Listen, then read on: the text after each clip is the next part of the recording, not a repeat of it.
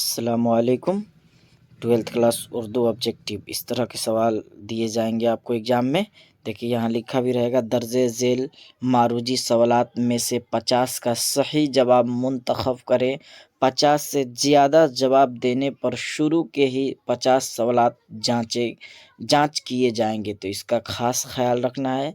चलिए तब हम लोग को वीडियो को शुरू करते हैं। यकीन जानिए वीडियो देखने के बाद आपको बहुत खुशी महसूस होगी, इसलिए कि इस तरह का वीडियो हमें नहीं लगता है कि आप कहीं और पाएंगे। पहले वीडियो देखिए। चलिए सवाल नंबर 1 को देखते हैं।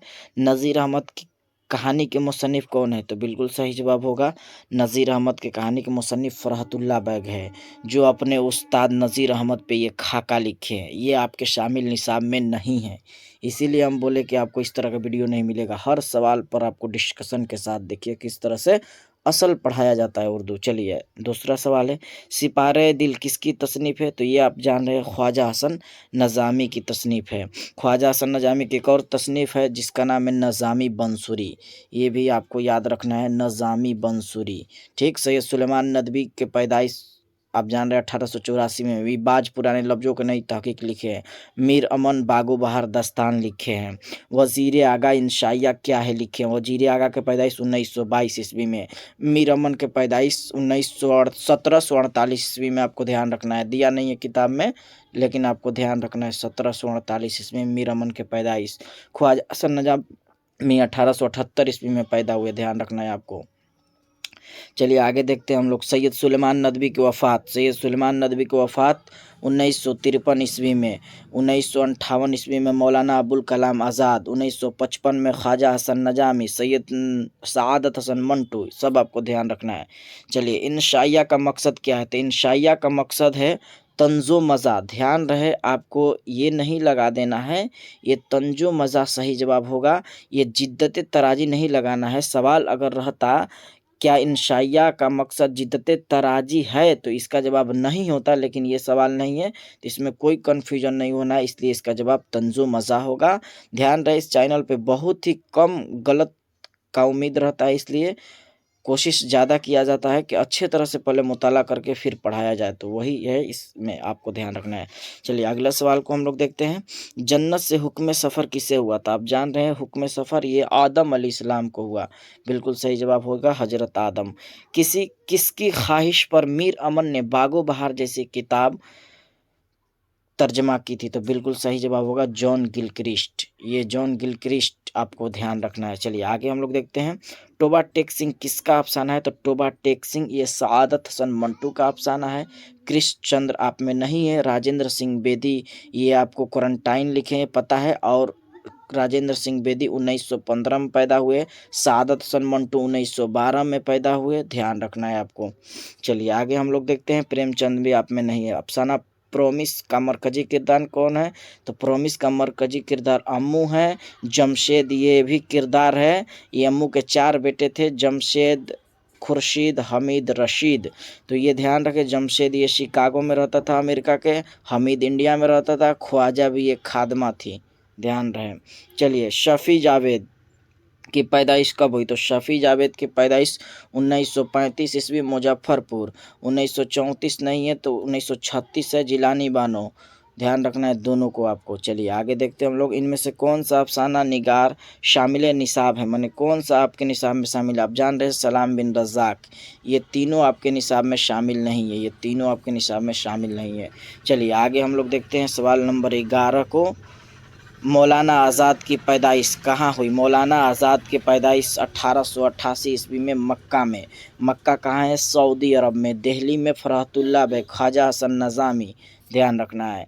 किसी शख्स की तहरीरी तस्वीर कशी को क्या कहते हैं? खाका निगारी कहते हैं, बिल्कुल सही जवाब होगा खाका निगारी। मिर्ज़ा फ़रहतुल्लाह बैग कहाँ पैदा हुए? पहले ही आपको डिस्कशन में बताएं, दिल्ली में। इंतकाल भी दिल्ली में। मुंबई में इंतकाल कौन किए? बेदी। रॉकफेलर का ताल्लुक किस मुल्क से था? रॉकफेलर का ताल्लुक ये अमेरिका से था। रॉकफेलर यह एक ताजिर था जो हिंदुस्तान में मिट्टी के तेल की तिजारत करते करते दौलतमंद बन गया। ख्वाजा हसन नजामी के वालिद का क्या नाम था? सैयद आशिक अली बिल्कुल सही जवाब होगा। चलिए आगे हम लोग देखते हैं, मजमून किस तरह के अदब में शामिल है? इसको आपको कमेंट में जवाब देना। ये नहीं होगा, ये नहीं होगा। दो में आपको जवाब देना है कि इनमें से कौन होगा। देखते हैं कि आपको पढ़ाने के बाद कितना समझे हैं, इसलिए कई बार आपको पढ़ाए हैं, इसलिए इसका जवाब 16 नंबर का आप कमेंट में दीजिए कम से कम। चलिए 17 नंबर सवाल को देखते हैं। शिबली के वफ़ात के बाद सैयद सुलेमान नदवी ने किस नामुकम्मल तसनीफ़ को मुकम्मल किया था? तो सीरतुन नबी बिल्कुल सही जवाब। ये सीरतुन नुमान नहीं लगाना है, ये ध्यान रखना, ये नहीं होगा। सीरतुन नबी बिल्कुल सही जवाब। चलिए सैयद सुलेमान नदवी किस ज़बान में महारत हासिल थे? तो बताए थे अरबी, फ़ारसी और उर्दू, तीनों में थे। ये दिया है तीनों, तो बिल्कुल सही जवाब होगा डी। 19 नंबर सवाल, जेल में से वज़ीर आगा की तसनीफ़ कौन है? तो जेल में से वज़ीर आगा की तसनीफ़ देख रहे हैं, ये सब तो आप कभी पढ़े नहीं हैं, तो ये सब को ऑप्शन को निकाल दीजिए, तो बिल्कुल सही जवाब होगा नक्क़द निगाह। बिल्कुल सही जवाब नक्क़द निगाह होगा। बंजारों को और किस नाम से जाना जाता है? तो बंजारों को और खाना बदोश के नाम से जाना जाता है। बिल्कुल सही जवाब। बागो बहार किस फ़ारसी किताब का तर्जमा है? तो किस्सा चहार दरवेश बिल्कुल सही जवाब होगा। उर्दू में मुख्तसर अफ़साने कहाँ से आई? तो बिल्कुल सही जवाब होगा मगरिब से आई। बिल्कुल ये सही होगा। चलिए आगे देखते हैं हम लोग सवाल नंबर 23 को। मंटू की वफ़ात कहाँ हुई? तो मंटू की वफ़ात कहाँ हुई आपको पता है? लाहौर में। बिल्कुल सही जवाब होगा बी। ऐवान गज़ल का ताल्लुक किस सिन्फ से है? तो ऐवान गज़ल बारिश शंख के मुसन्निफ़ कौन है? तो जिलानी बानो, ये एक नाविल है, ध्यान रहे। चलिए आगे देखते हैं हम लोग, जिलानी बानो कहाँ पैदा हुई? तो जिलानी बानो के पैदाइश बदायूं में, उत्तर प्रदेश में जो है, और इनका ताल्लुक पूछे तो ध्यान रहे हैदराबाद से है, ये नहीं लगा देना, तो ये आपको सोच समझ कर चलना है। चलिए आगे देखते हैं हम लोग। 26, शफ़ी जावेद ने किस मजमून में एमए किया? कई बार बता चुके हैं, बिल्कुल सही जवाब होगा समाजियात। इब्राहिम सक्का की तालीम कहाँ तक थी? तो इब्राहिम सक्का एहसान दानिश, ये चौथा पास थे ये लोग। चलिए आगे देखते हैं, किस अफसानवी मजमूए के लिए सलाम बिन रज्जाक को साहित्य अकादमी अवार्ड मिला था? तो ये पढ़ाने के दौरान आपको बताए थे, शिकस्ता बूतों के दरमियान 2004 ईस्वी में इनके द्वारा इनको साहित्य अकादमी अवार्ड मिला था। चलिए 28 सवाल मुकम्मल हो गए, 28 ही नहीं बल्कि आप गिनिएगा तो कई सवाल मुकम्मल हो गए होंगे। रिसाला तहजीबुल अखलाक किसने जारी किया? ये तो क्लास 10th में आप पढ़े हैं, बार बार सर सैयद अहमद खां। गुब्बारे खातिर के खतूत किस जेल से लिखे गए हैं? तो किला अहमदनगर। ये गुब्बारे खातिर आपको खत पढ़ाए हैं तीनों, मौलाना अबुल कलाम आज़ाद के, अल हलाल अल बलाग, लिसानुस्सिदीक़ अखबार। मौलाना अबुल कलाम आज़ाद के 3 किताब के नाम, तर्जुमानुल कुरान, गुब्बारे खातिर, एक और है आपको बताए थे खुद ये निशा में शामिल, गुब्बारे खातिर, Tarjumanul Quran, India once freedom, ये भी याद रखना है। चलिए आगे देखते हैं, एहसान दानिश बुनियादी तौर पर किस सिन्फ के शायर है? ये अंदर से सवाल पूछा गया, तो बिल्कुल ये नज़म के शायर है। फसाना अजायब कहाँ लिखी गई? तो बिल्कुल सही जवाब होगा फसाना अजायब कहाँ लिखी गई, आपको कई बार बताए हैं। तो बिल्कुल सही जवाब क्या होगा? कानपुर। इसके अलावा आपको कई सारा तसनीफ़ इनका बताए थे जो कानपुर में लिखा गया। अगला सवाल नंबर 33, सरवर की वफ़ात कब हुई? तो चले जाइए, गालिब और महात्मा गांधी 1869 ईस्वी, बिल्कुल सही जवाब। 34 नंबर, बेदी की वफ़ात कहाँ हुई? तो बेदी की वफ़ात पहले भी डिस्कशन में बताया, मुंबई में। आगे देखते हैं हम लोग, दिल्ली में इंतकाल किसका हुआ है? ये भी पता है, फ़रहतुल्लाह बैग, ख्वाजा हसन नजामी, और फिर से किसका? उनका भी, मौलाना अबुल कलाम आज़ाद का भी मज़ार वहीं है, गालिब का भी मज़ार यहीं है। और उसके बाद लाहौर में अभी बताएं पीछे, आपको याद है कौन सा बताएं? सादत हसन मंटू। चलिए सवाल नंबर 35 को देखते हैं, जेल में से बेदी का अफसानी मजमुआ कौन है? तो अफसानी मजमुआ जान रहे, कोख जली, बिल्कुल सही जवाब है। अनोखी मुस्कुराहट, ये तो नहीं है, 10th है। आंख मचोली भी नहीं, अलाउ भी है, 10th, सुहेल अजीमाबादी, तो बिल्कुल सही जवाब होगा बी। चलिए आगे हम लोग देखते हैं, जयप्रकाश नारायण का कौन सा खुतबा शामिल निसाब है? तो कामिल इनकलाब, बिल्कुल सही जवाब होगा ये बी। चलिए आगे देखते हैं, नजम शब कदर, तो नजम शब कदर के शायर कौन है?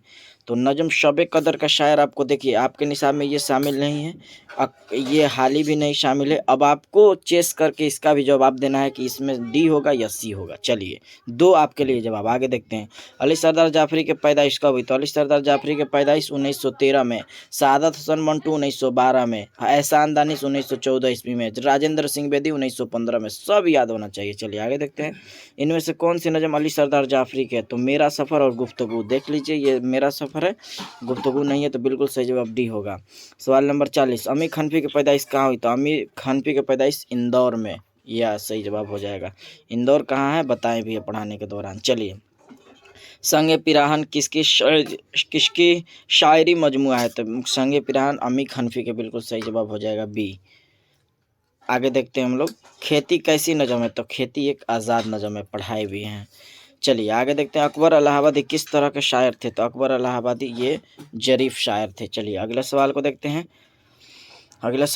हैं, तो ये अगला सवाल है, खान बहादुर खताब से अकबर इलाहाबादी को कब नवाजा गया था?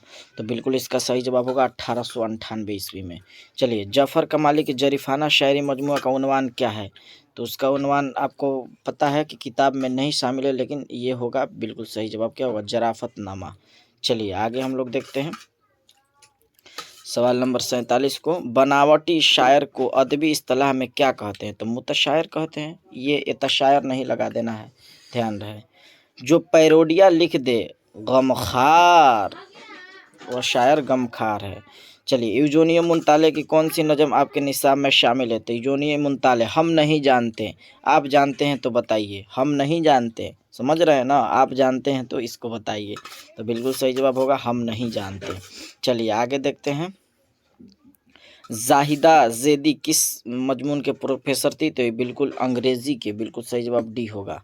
चलिए आगे देखते हैं, गालिब किस साल पैदा हुए? तो मिर्जा गालिब की पैदाइश 1797 ईस्वी आगरा में। इंतकाल कब हुए? 1869 ईस्वी में इंतकाल किए। ये भी याद रखना है। वालिद का नाम अब्दुल्ला बेग, वालिदा का नाम इज़्ज़तुन्निसा बेगम, इनकी बीबी का नाम अमराव बेगम। सब आपको कॉन्सेप्ट के साथ क्लियर होना चाहिए। तो ये रहा आपके लिए आज का सवाल। ये वीडियो आपको कैसी लगी, आप एक बार पूरा देखे हैं तो बताइए कमेंट में। आज के लिए इतना ही, फिर मिलेंगे अगली वीडियो में। अस्सलामु अलैकुम।